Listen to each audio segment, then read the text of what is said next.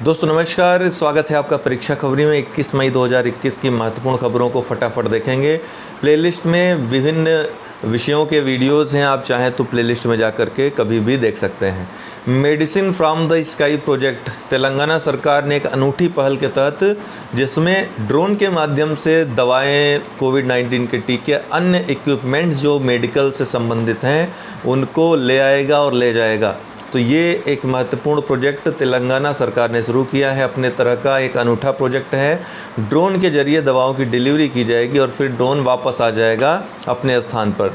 तो दवाओं, कोविड-19 के टीकों, लघु ब्लड बैंकों और अन्य जीवन रक्षक उपकरणों जैसी स्वास्थ्य देखभाल वस्तुओं के सुरक्षित, सटीक और विश्वसनीय पिकअप और डिलीवरी प्रदान करने के लिए ड्रोन को स्वास्थ्य वितरण केंद्र से विशिष्ट स्थानों तक और पुनः स्वास्थ्य वितरण केंद्रों तक वापस आने के लिए ये योजना शुरू की गई है। तेलंगाना सरकार ने विश्व आर्थिक मंच और हेल्थ नेट ग्लोबल के सहयोग से इसको संचालित किया है। ड्रोन नियामक या नीति 2018 के तहत नागरिक उड्डयन मंत्रालय ने एयर स्पेस को रेड जोन, जहां पर उड़ान की अनुमति नहीं होती है, येलो जोन जहां नियंत्रित हवाई क्षेत्र होता है अर्थात यहाँ नियंत्रण में रहता है हवाई क्षेत्र, और ग्रीन जोन जहां पे स्वचालित अनुमति होती है पूरी तरह से, में विभाजित किया है। तो उसी में ड्रोन ये उड़ाया जाएगा। आर्कटिक क्षेत्र का सैन्यीकरण किए जाने का अमेरिका द्वारा विरोध किया गया है। आर्कटिक क्षेत्र क्या है? जो आर्कटिक वृत्त है उसके आसपास के क्षेत्र के जो देश हैं वो आर्कटिक परिषद में शामिल हैं। उसी को सम्मिलित रूप से आर्कटिक क्षेत्र बोला जाता है। आर्कटिक के आसपास का जो क्षेत्र है, तो उसका सैन्यीकरण हाल ही में रसिया ने बड़ा वहाँ पर एक पहल शुरू की थी अपने तरह की, ठीक है, कि इसका जो है सैन्यीकरण किया जाए। अमेरिका ने उसका विरोध किया है। आइए देख लेते हैं पूरी खबर को। रूस द्वारा इस सामरिक क्षेत्र में अपनी सैन्य गतिविधियों का बचाव करने के बाद अमेरिका द्वारा यह विषय उठाया गया है।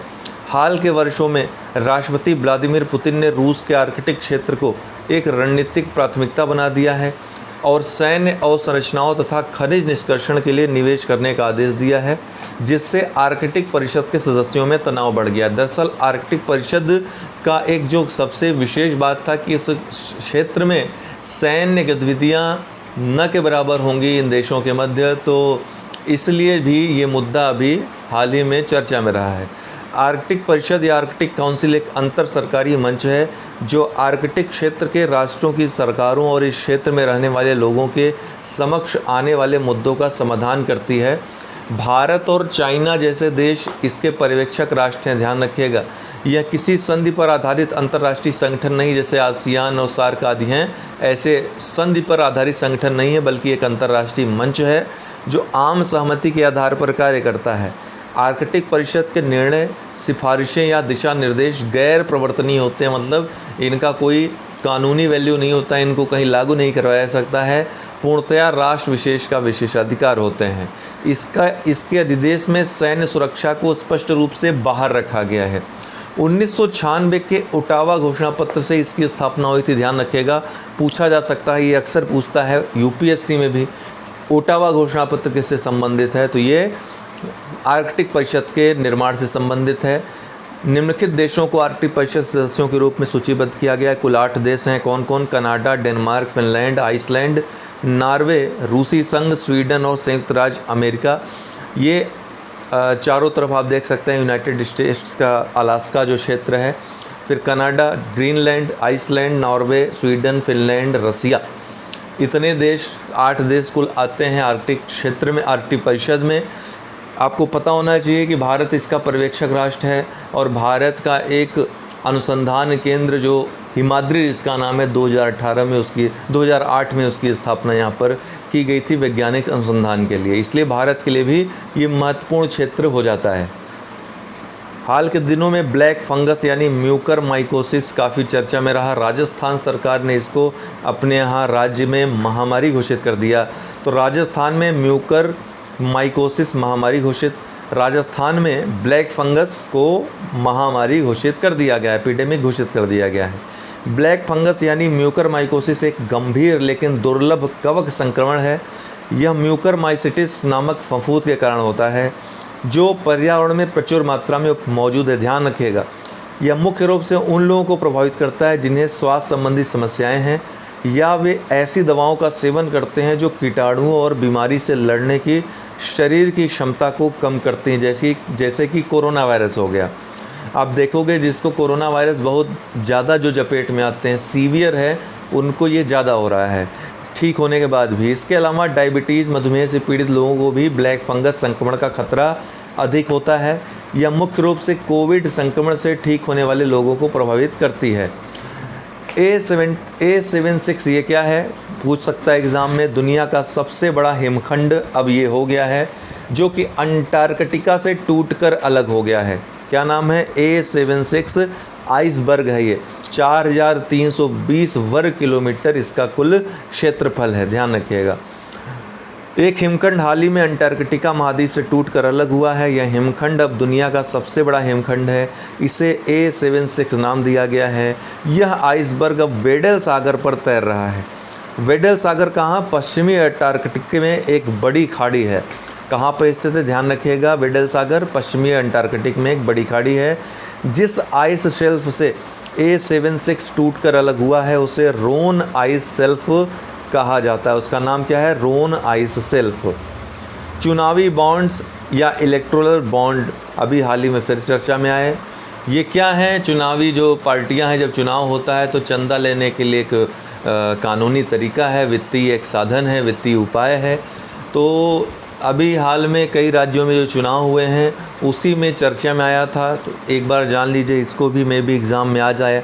तमिलनाडु, पुदुचेरी, पश्चिम बंगाल, असम और केरल ने जोर शोर से चल रहे चुनावी अभियान के दौरान 1 अप्रैल से 10 अप्रैल के बीच भारतीय स्टेट बैंक SBI ने 695.34 करोड़ के चुनावी बॉन्ड्स की बिक्री की थी, ध्यान रखिएगा।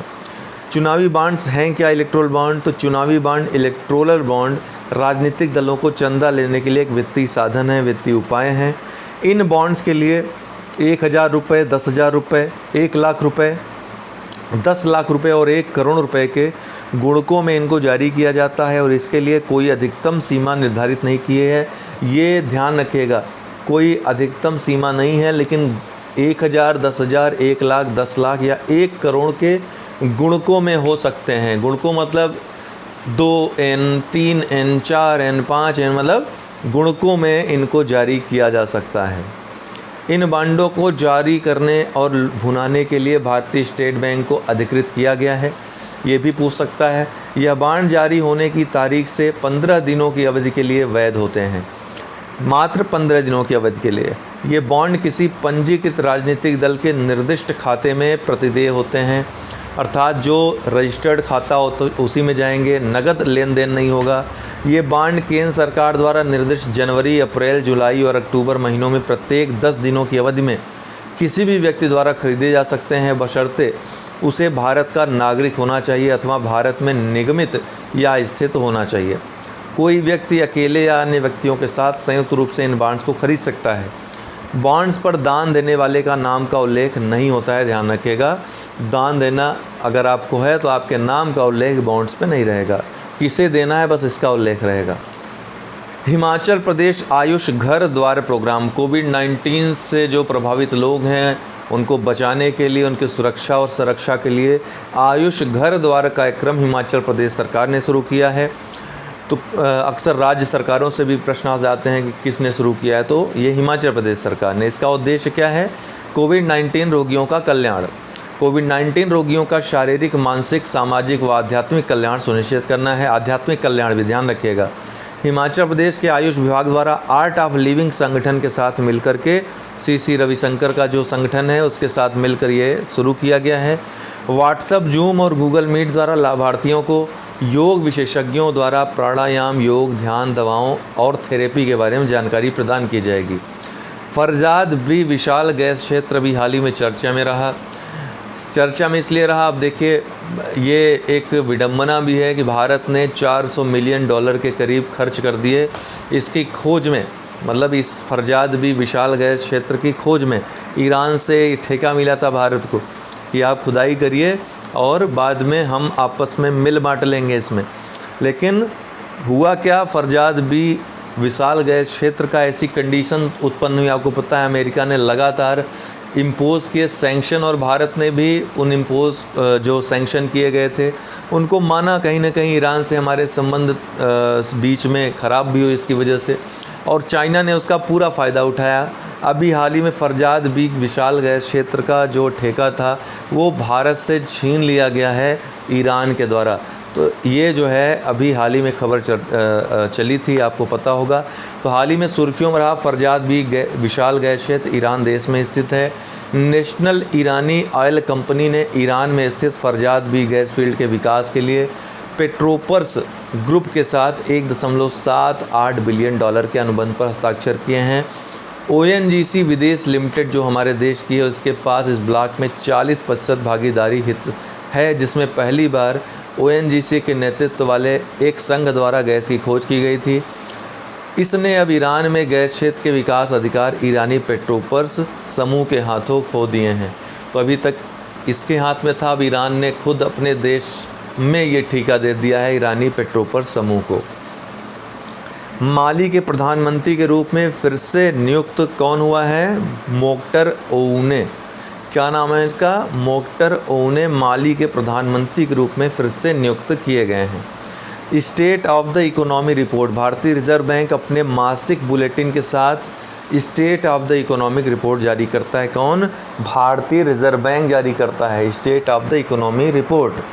अप्रैल महीने की हालिया रिपोर्ट के अनुसार इसने कहा, ध्यान रखिएगा, मासिक बुलेटिन के साथ इसको जारी करता है, आर्थिक स्थिति सूचकांक जो होती है। अप्रैल महीने के हालिया रिपोर्ट के अनुसार इसने कहा कि वास्तविक अर्थव्यवस्था पर दूसरी लहर का प्रभाव कोरोना का पहली लहर की तुलना में अब तक सीमित प्रतीत हो रहा है। इसने अप्रैल 2021 में GST के उच्चतर संग्रह पर भी प्रकाश डाला। तो GST का संग्रह अच्छा खासा हुआ अप्रैल 2021 में। Thanks for watching. जय हो स्टडी में आपके लिए ढेर सारे प्रोग्राम चल रहे हैं। UPPCS, RO answer writing test series, तमाम वैकल्पिक विषय की क्लासेस चल रही हैं। आप जानकारी लेकर विशेष ये व्हाट्सएप नंबर दिया है, इस पर जानकारी लेकर के जुड़ सकते हैं। बहुत बहुत धन्यवाद दोस्तों।